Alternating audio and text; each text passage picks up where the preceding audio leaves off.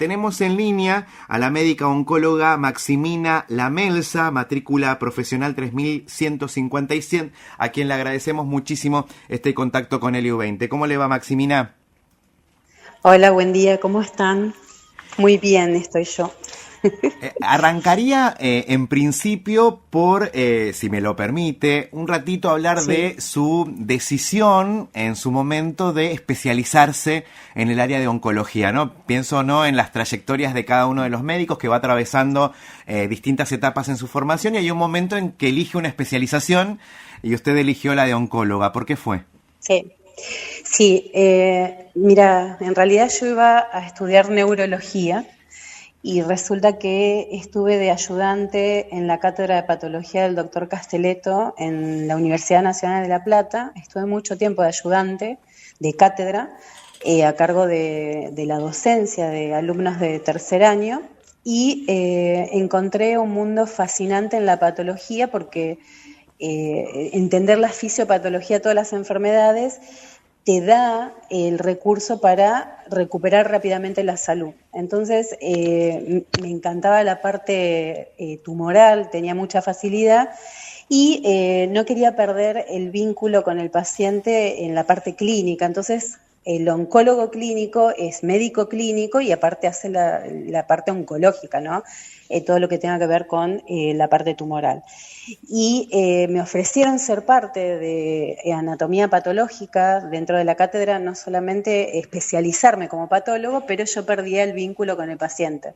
Entonces, oncología fusioné un montón de especialidades y ahí, me sentí mucho más útil en ese lugar, ¿no?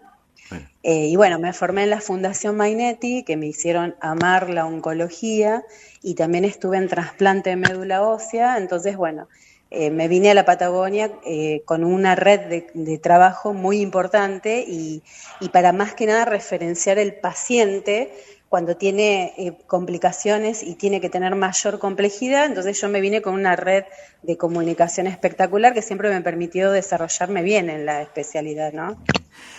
Sospecho que para el médico, la médica, es uno de los territorios más desafiantes, ¿no? Porque si bien los tiempos han cambiado, hay muchos pacientes que conviven con la enfermedad, muchos se curan también, cáncer sigue siendo una palabra difícil de decir en el diagnóstico, y hay todo un proceso de acompañamiento al paciente.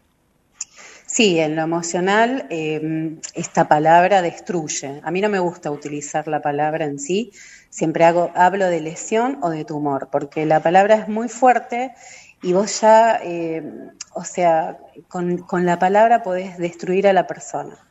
Entonces uno tiene que tener un perfil mucho más de sostén y con la palabra también tratar de manera amorosa, ¿no? Porque decir, mira, tenés una lesión en tal lugar, hay un tratamiento para hacer, es muy diferente a decir tenés cáncer de pulmón y te quedan 6 meses. Es terrible. Hay médicos que lo hacen, ¿eh? A mí no me gusta poner tiempo porque yo también entiendo que cada persona va a vivir el tiempo que desea vivir y no podés estar con una estadística bajando con palitos los días contando las horas que te quedan, ¿no? Cada uno tiene el tiempo que Dios precisamente manda y eso, contra eso ningún médico puede. O sea, no podés poner tiempo de vida. Maximina, pensaba un poco cómo cambia la concepción que uno tiene de la enfermedad cuando ha tenido una experiencia cercana, alguien en la familia. Quizás uno mismo lo ha atravesado, como decíamos, hay mucha gente que se cura o que puede revertir el avance de un tumor, una lesión, luego tendrá que hacerse los estudios que corresponden, pero digo, ¿cuánto se ha avanzado en el tratamiento y cómo se da esto? Porque es muy importante el diagnóstico, el modo en el que se vincula el paciente y el médico con los tratamientos, la posibilidad de acceder también a los tratamientos y también el tema de la investigación, ¿no? Que se sigue haciendo y que se sigue avanzando también en eso. Sí, la oncología, mira, yo me recibí en el 2003, imagínate que pasaron 20 y pico de años. En esa época estábamos con protocolos de investigación para drogas que ahora son de uso habitual, ¿viste? Por ejemplo, el paclitaxel, el oxaliplatino, la capecitabina. Yo estuve en esos protocolos de investigación en un centro con la doctora Nora Giacomi, que era un centro de La Plata.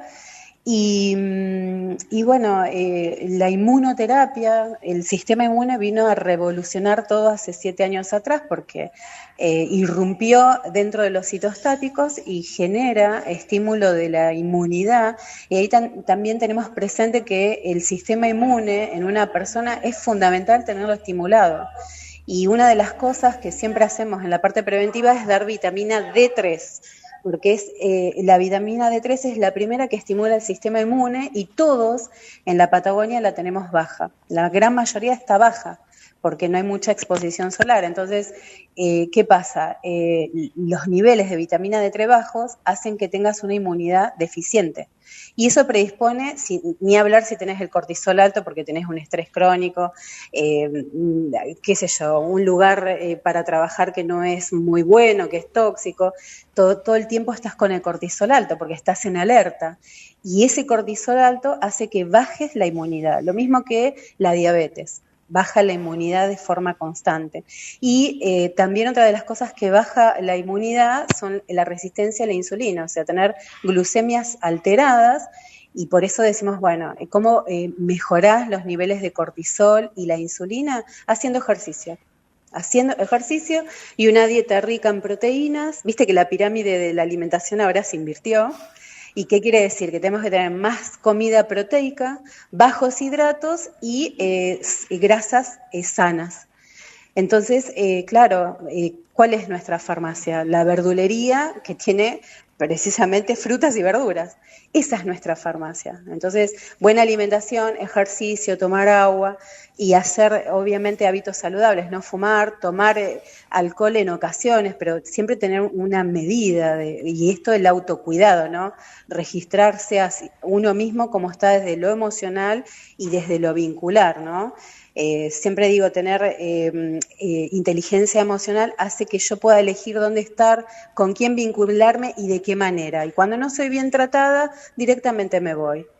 No entro más en conflicto, porque el enojo, el estar a la defensiva, también te baja la inmunidad, entonces, y te corta los telómeros de los cromosomas, o sea, te acorta la vida. Esto de hacerte mala sangre, estar en enojo, eso te acorta la vida. Estamos conversando con la médica oncóloga Maximina Lamelsa, y con este último comentario y la relación también con el cortisol y esto, me hiciste acordar algo que se decía mucho en las casas, y habrá gente que lo sigue pensando, sí, que el cáncer vive adentro nuestro, pero que sí, hay algo totalmente que lo despierta. Viste que eso se decía, en las casas siempre se decía sí, eso, ¿no? No sé cuánto de cierto hay en eso, pero tiene que ver con una cuestión también de la forma de vida que tenemos. Exacto, porque si vos vas al supermercado compras todo procesados, entonces volver a armar nuestros alimentos, a elegir qué alimentos. Hay muchísimos alimentos dentro de la fitoterapia que son protectivos, y dentro de las infusiones también. Por ejemplo, el té verde es anticáncer, es el té más antioxidante que tenemos. Así que te preparás una jarra de té verde, lo tomás frío con unas rodajas de limón cítricos, ¿sabes qué? Tenés vitamina C y antioxidante. ¿Por qué viven tanto los japoneses y los chinos son re longevos, 120, 140 años? Por el té. Por el té. Maximina, ha cambiado un poco estadísticamente hablando, ¿no? Hoy las distintas variedades o tipos de cáncer son menos mortales que antes. Mira, si uno realiza una pesquisa a tiempo y el objetivo siempre es llegar a la enfermedad precancerosa, vos ahí curás al paciente. El problema que tenemos es que no hacemos prevención. Entonces ahí tenemos un gran problema a nivel sanitario. Hasta octubre 2024 tuvimos el programa de control de cáncer, yo estaba en la cartera sanitaria con este programa, y después hubo un cambio en la gestión, viste que la cúpula de la Secretaría de Salud se mudó a Ceros, y quedó después, ingresa la nueva Secretaria de Salud, y por supuesto le dieron la baja al programa. Yo di un paso al costado, renuncié a Salud Pública porque realmente me pareció terrible perder no solamente el vínculo con Nación de todos los programas de control y de prevención que estábamos con el programa de cáncer de útero, mama y colon, sino que también dejamos a la despoblación más vulnerable descubierta. Porque, ¿qué pasa? A mi consulta el 95% llegan pacientes con cáncer avanzados, metastásicos, y ahí es donde yo siempre hago una retrospectiva porque tardan 1 año más o menos aproximadamente en realizar el diagnóstico, pasó por 6, 7 médicos hasta que llegó a mí, y ya es tarde, porque obviamente uno le hace un tratamiento, frenas la enfermedad, sigue conviviendo con su enfermedad y se cronifica, pero yo digo, se pudieron haber hecho un montón de cosas y hacer prevención, ¿no? Por ejemplo, paciente de persona de 50 años, femenino, masculino, tiene que hacerse sangre oculta materia fecal para saber si no tiene un pólipo que esté sangrando en el colon o un tumor colónico. Entonces ya ahí detecto, hago el tamizaje de la pesquisa de la enfermedad antes de que venga con síntomas, por ejemplo, una cirugía de urgencia por una perforación intestinal. Ya llegamos tarde. Lo mismo, la mamografía en mujeres de más de 40 años o personas que se perciben mujeres, obviamente, varones, pero tienen mamas, se tienen que hacer una mamografía anual y una ecografía que acompañe, una ecografía de mama. Y después te tenés que hacer un Papa Nicolau y el HPV, que eso lo implementaron en Ceros, pero en realidad el programa era para implementarlo en toda la provincia, también a pacientes sin obra social. ¿Por qué? Porque vos con el HPV ya determinás el virus del papiloma humano, qué tipo de virus tiene, si es de alto riesgo o bajo riesgo, y ya ahí ordenás cómo es el control posterior. Es a los 6 meses, al año o cada 3 años.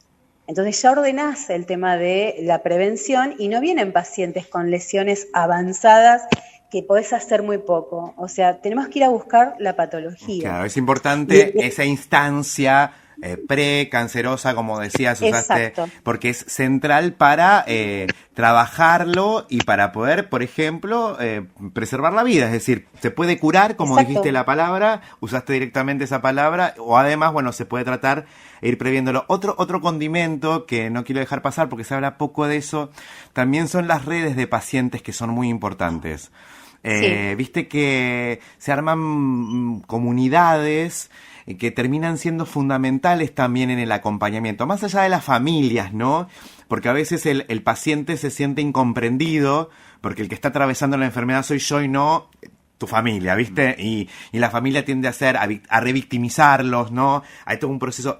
Es muy interesante lo que se da en estas comunidades de pacientes. Lo conozco, por ejemplo, en algunos casos de cáncer de mama, son redes de mujeres en general, pero que me parece muy interesante ese recorrido también, y es algo que existe y de lo que solamente te enterás a veces cuando llega el diagnóstico. Se cortó la comunicación. No, acá estamos, ¿eh? Sí, sí. Ahí estamos, te estamos escuchando. Sí, la comunidad siempre asiste y sí, están estos grupos que son históricos, ¿no? Renacer, por ejemplo, en Zárate es un grupo de pacientes que se organizó en el año 98, mira lo que te estoy diciendo.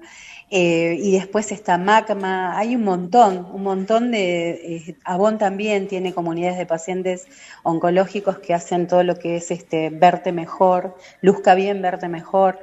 Y después hay muchas fundaciones también que asisten a los pacientes oncológicos. Ahora el 6 de marzo tenemos un encuentro desde la Asociación Argentina de Oncología, es la jornada de la mujer oncóloga, ¿no? El protagonismo de oncología a ser escuchadas, sí. Y bueno, y tratamos toda esta temática, como también el tema de hay una fundación que trabaja en investigación, en protocolos de investigación, se llama Un Protocolo para Mí, y está muy bueno el tema de los protocolos de investigación cuando son drogas ya conocidas que comparan con una nueva, el efecto terapéutico, porque ahí te aseguras el tratamiento de recibirlo al 100% y muchas veces son de alto costo, no lo cubre la obra social y tenés la posibilidad de incorporar y enrolar un paciente a un protocolo de investigación, a centros de referencia, ¿no? Sí, Entonces claro. también está importante trabajar en red y estar comunicados de manera continua, por ejemplo, el Hospital Ruffolk, Fleming, el Marie Curie, todos los hospitales de referencia, ¿no?, que Sí. tenemos en la Argentina. Maximina, realmente es un tema que da para hablar largo, mucho, todo lo que se pueda cada vez. A veces nos acordamos en las fechas puntuales, ¿no? Pero Sí, también tiene esa función la fecha. Si la efeméride sirve para algo, es para sí, sí, esto. sí. Así que te queremos agradecer muchísimo por la claridad de tus conceptos. Bueno, agradecida a ustedes. Les envío un abrazo enorme y a la audiencia, por supuesto. La médica oncóloga Maximina Lamelsa, matrícula provincial 3156, en el Día Internacional de la Lucha contra el